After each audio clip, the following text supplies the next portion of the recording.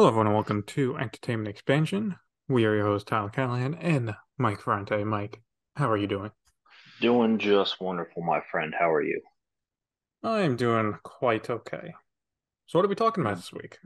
Well, we're talking about a little movie. You may have heard of it. We are talking about Ant-Man, the third movie of his own little trilogy there, and could be the last. Could be, definitely, could be. Yeah, Ant-Man and the Wasp, Quantumania, just right off the bat, that title, it's kind of misleading. If you see Ant-Man and the Wasp and you're thinking, oh boy, I love me some Wasp. Well, picked the wrong movie. I mean, she was in it. She was slightly more she was slightly more in this movie than in Avengers Endgame. Slightly. Mm, I'd say she was more impactful this time around. Sure. Let's go with that. Hey, listen, you know, I guess I'll I, start us off because clearly, like, I'm the one that has issues with the movie. yes, Okay. I'll take the floor. Thank you very much. So, this is the start of Phase 5. Mike, you and I have obviously discussed offline on this podcast here. Marvel's uh, hasn't had a great Phase 4, hasn't had a great post-Endgame time. nope, kind You of a know, tough act to follow, though. it's a pretty tough act to follow, but a lot of these movies aren't even as good as the phase one, phase two movies, let alone the greatness that is phase three. So yeah, this is starting phase five. We finally get Kang, and the writing is the writing is dog shit. I'll just say it is dog shit. Like Definitely not the best. what I I'll give saw you that. online is a lot of people giving the writer shit because one, he's a Rick and Morty writer, and yeah, Mike, I'm not sure if you noticed, he's the writer for the Kang Dynasty. Hmm. So unless Kevin Feige is going to personally ghostwrite half the script for Kang Dynasty, uh, I'm a little concerned about the next Avengers movie. Yeah. And I mean, I guess before I continue, or we continue, we got full spoilers, obviously. If I can, yeah, you're can't. good at that, aren't you? Oh, you want to bring that up right now? You want to hash it out again?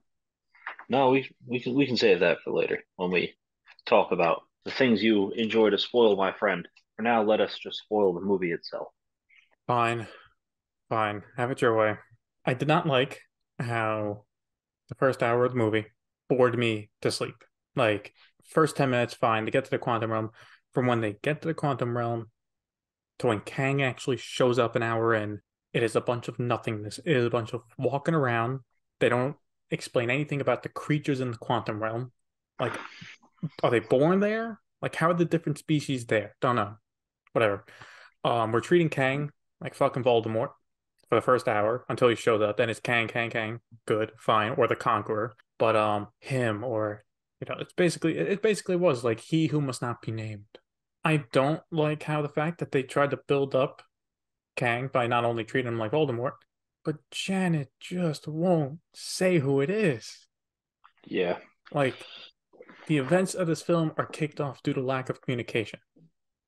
Like, if she said pre Cassie working on the project, be like, hey, don't send a signal down to the quantum realm because there's some trouble down there we don't want to deal with, and everything's good. very true. No, no, it's when it's on, it's she's freaking out. It's like, okay, no one has a character arc at all. No, Like, no character is actually developed. that's very accurate. I mean, I guess Scott kind of did, but it No, was he doesn't. so I don't count Scott minuscule. as this. Like, Well, because he kind of got caught up in his own fame. He wasn't really preaching what he wrote about, look out for the little guy and all that jazz. So he did kind of go back to his roots and fight for something bigger.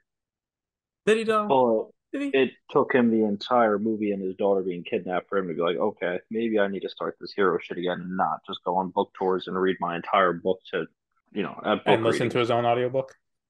Yeah, like he kind of became very full of himself. So there's a very small character arc. Was it well developed? No, not at all. So, yeah, I'm pushing back on if that's even a character arc. Reason being, in the final act, he's kicking and screaming as Giant Man over his daughter being kidnapped. He does not once, when he is Giant Man, when he's getting the shit kicked out of him by Kang, talk about the good people of the quantum realm. It's his daughter and then getting his family out of there. True, true. So for the people in the quantum realm, Ant-Man helping out is kind of like it's an accident. It's a happy accident. Well, It just the lines reason I up. say it is because he was willing to, spoilers here, he was willing to not go back to, you know, actual Rome, I guess. The Earth, I guess. Yeah, Yeah. because it's still Earth, isn't it? It's just a quantum realm, right? Or it's I don't think beyond so. space-time continuum, Because when I Kang guess. is showing off the different planets and dimensions, like they highlight Earth as a separate thing. Okay, so then sure, we'll go with that. So he was okay with losing, not going back, as long as Kang didn't go back because of the mass destruction that that would cause. Hmm. So that's the whole. He did do the hero sacrifice at the end. Now, did it really mean anything with spoilers? Hope kind of coming in at the end, blasting Kang back, and then both of them kind of taking him down together. No, but it's the thought that counts, right? I guess, but man, you are reaching for a character arc for Ant-Man. Oh, I am. I am. Don't get me wrong. Like I said, it's very small. It's nothing major. It's Like I not would say, even groundbreaking. Valkyrie from Love and Thunder had more of a character arc than Ant-Man. All right, I've rambled on enough, even though I can probably go on for another 20 minutes. Mike, did you have any issues with the movie, or do you have anything nice to say about it? Well, I can touch on both those things. I mean, I didn't really hear any positives from you, so maybe I'll just start with the negatives and I'll see if you have any positives whatsoever.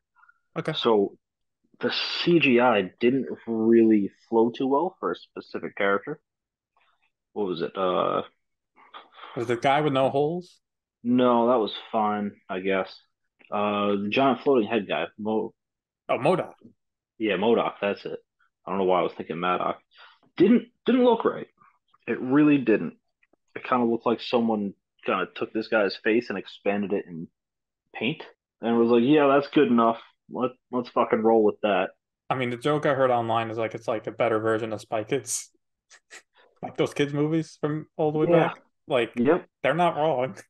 No, they're not. Like that CGI was atrocious. Take Um, that, put it in 4K, call it a day. yeah, that was pretty bad. Hey, he had a character arc. He went from being a dick to not being a dick. Why did he choose not to be a dick? Well, because his long-lasting relationship with Scott Lang's daughter, who he held hostage years ago, And tried to murder. and yeah, he's totally cool with her and cares about her opinion now. So that makes sense. Look, all she had to do was push back once, say, "Don't be a dick," and that was it. Yeah, And then he that's dies a minute literally it. later. He was like, wait a minute, I don't want to be a dick. Meanwhile, the entire first movie was him being a full-fledged dick. So yeah, that didn't really work out too well. At least he died an Avenger. Is that how this works? Like, if you're an Avenger, can you make other people honorary Avengers? Like, does Scott Lang have that power? No, he didn't, but he just kind of rolled with it. He's like, all right, fuck it, whatever. No one's gonna know. But imagine if there's like paperwork to fill out after even every mission. All right, Modoc, honorary Avenger, dead. Yeah, that's All right, so we like I got said, it bad was more CGI, for which is kind of a trend of the recent Marvel films. yeah, Maybe if they and only some of treated the the special shows. effects people better. But Yeah, not too kind to the special effects team these days. Let's see. I'm trying to think of anything else because you kind of brought up the point of the whole script thing, and you're not wrong. I think the dialogue of the film was probably the weakest mhm. because everyone pretty much acted relatively well. Obviously, Kang stole the show. It's just the dialogue was garbage for the most part. I think the issue also is like we finally get to go to a quantum realm, and it feels like a wasted opportunity. We meet all these new characters, all these new species. We get no time to learn about them besides the bare minimum, like the guy who can read minds, right? The or how about the like I thought it was interesting. The guy with no holes has a special liquid that if you drink it, you can understand what everyone is saying. I think that's cool. Do we delve into that more? Nah. No, and But also we never were given a reason to care about those characters and what happened to them. you bring up a good point. I don't even know any of their names. Yeah, Do you? no, it's a very fair point because they were just kind of background noise throughout the entire movie. Which kind of goes into the writing issue. Like they want us to have they want to set up the dilemma where Cassie is trying to fight for the little guy like Ant-Man used to do, but we don't give a fuck about them in this movie. No, We care more about Ant-Man, and that's about it. it's accurate. So I think if they made the characters compelling, or I don't know, shit, stretch it to 2.5 hours, give us some time with them so we care about it. Then shit hits the fan. Then maybe we can have that push pull. Like Ant-Man doesn't care about them, but we and Cassie care about them being safe from Kang. But we don't Yeah. get that. Well, I don't know about you, man. I feel like I've shit on this movie enough. Let's talk about some of the positives. So, right away, the tone was consistent throughout the entire movie, unlike other recent Marvel movies. So Yep. yeah, Wasn't gonna say names. Love and Thunder. I'll give you that. Yeah, it's I think once they hit Quantum Realm, it was the occasional joke, but it was pretty consistent. Yeah. Kang's a Like, threat. They're scared of him, and he gives them a reason to be scared. yep. And I mean, the jokes didn't feel forced.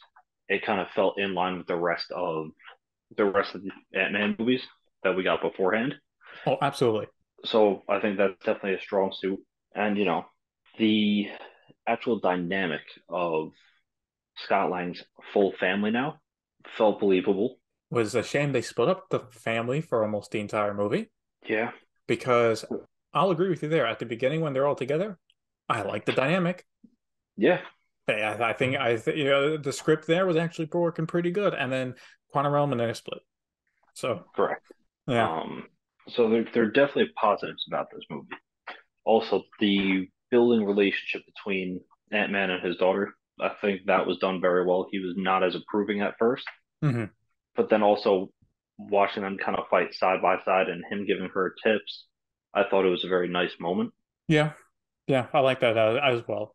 But Definitely thought the jokes were good. I mean, it's a very small one, but I think it's one of the funniest. Is Ant-Man goes into that possibility section during the heist, yeah, and he keeps calling out for Darren, who will not respond until he says MODOK. And I was just like, wow, you're being this petty. yeah. You know what he's doing? He was being a dick. So another one of the jokes that I actually thought was pretty funny was almost a blink and you miss it. So he got free coffee in the beginning of the movie Yep. because he thought the owner thought he was Spider-Man. So by the end of it, he was like, "Oh yeah, you're the little guy, big guy. Okay, that'll be $12." But So he I is think that still that a was a nice bug hero. correct. So I thought that was a nice callback. It wasn't anything overdone. I No, think it was well played. even in Baskin Robbins, when he goes back to Baskin Robbins, like shaking the hand too much and like, oh, just the first time I've baked a cake in like 30 years, but just for you, Ant Man. Yeah, and the cake was shit. Yeah, So yeah. that was The pretty small funny. jokes like that, they killed it. I agree. Absolutely. Yeah. I guess let's talk about the main positive, and really the only reason we're just not completely throwing this movie in with the bad version of Justice League is Kang. Chuck. Jonathan Majors killed it again, and I assume he'll keep killing it in this role. We knew he was coming since Loki season one. We got his Conquer variant, and I thought it was really well done. Yeah, he definitely was an imposing villain. Hmm. And kind of following up on Thanos, that's definitely saying something. I think his introduction to the mainstream moviegoers of the MCU was pretty good. Yeah, I also liked how they gave actually quite a bit of backstory, not just to him, but him and Janet while they were both there. Yes, I was surprised by that, but I thought it was a good. It was good. It was needed. I agree. Now, do we? Do you think he's dead? Yeah, okay. Yeah, yeah. I mean, usually the movie rule is if there ain't no body on camera, they ain't dead. Even with Marvel, that doesn't apply. That is correct. So obviously, this version of the variant is now on the sidelines for a bit. He will enjoy his time in the probability realm. But I like one thing I saw over the weekend was the comments that, oh, this is stupid. Ant-Man beat Kang. How could that happen? It's like, look, the ants ripped off, like, destroyed his suit, so he couldn't just zap Ant-Man away.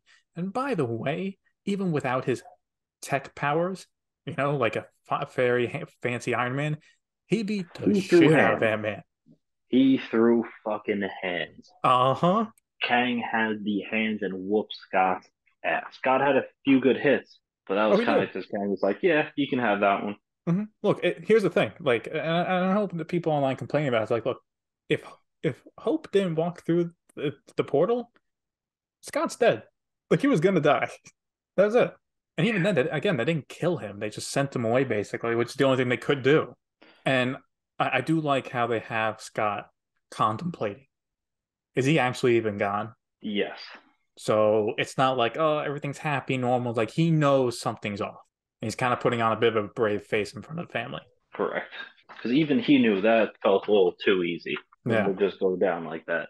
So I guess we should kind of get to the speaking of Kang, we have two post-credit scenes. Yes, Um, we do.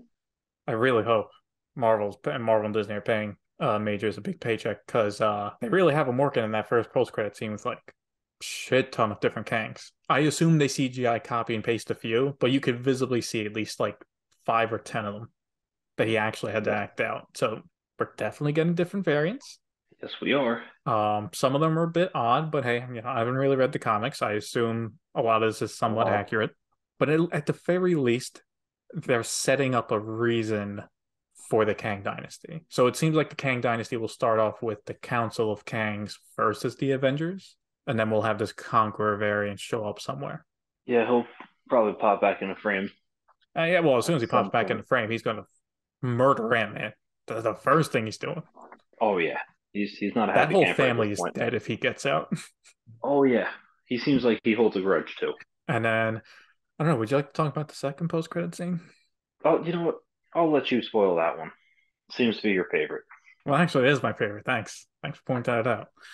Of course. Yeah. So we got a small sneak peek of Loki season two. Not a full spoiler for the show or the season, but a sneak peek where Shock Loki and Mobius is seeing another variant of Kang in what looks to be the early 1900s. Yes, which is interesting because last time we checked, Mobius had no idea who Loki even was.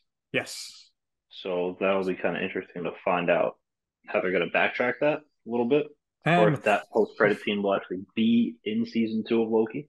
yeah, we only have at least 6 more months to wait. At least. Yeah, Can't wait. Well, I think it's time for recommendations. I mean, we've talked about the movie enough. Mike, you recommend it? you already know what my answer is going to be. It's going to be yes, I do recommend it. Um, What? because it's a fun movie to watch. It's an okay to good Marvel movie to begin with.